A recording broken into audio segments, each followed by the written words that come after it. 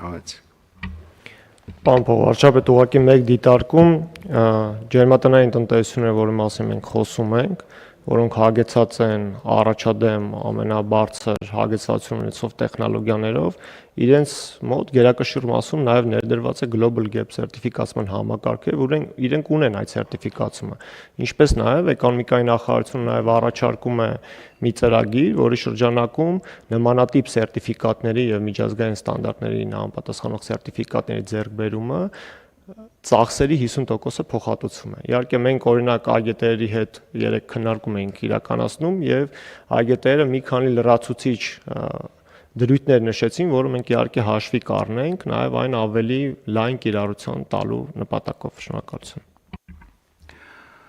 Պարոն Խոջյան, մենք ներքին սպառման մասին էլ պիտի մտածենք։ Իհարկե կտրուկ քայլեր անելը կարող է գների վրա նեգատիվ ազդեցություն ունենա, երևի կարիք չկա կտրուկ քայլերի, բայց այդ նույն որակի խնդիրը վերաբերելի է ոչ միայն արտահանմանը, այլ նաև ներքին սպառմանը։ Մեր համար թիվ 1 խնդիրը, որպեսզի մեր քաղաքացիներն էլ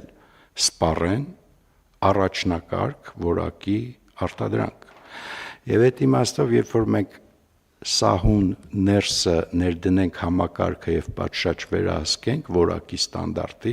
ավտոմատ կերպով արտահանման խնդիրը կլուծվի։ Լավ։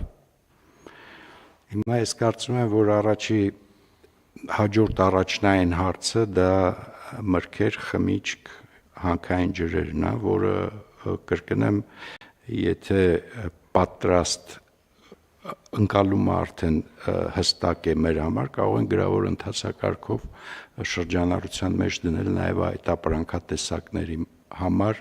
նմանատիպ մեխանիզմ։ 1 ամսով հունիս ամսվա համար սահմանենք միջոցառումը, ժամանակ կունենանք հուլիս-օգոստոսի մասին մտածել եւ որոշումները ճշգրտել ժամկետի իմաստով։ Խնդրեմ, հարգելի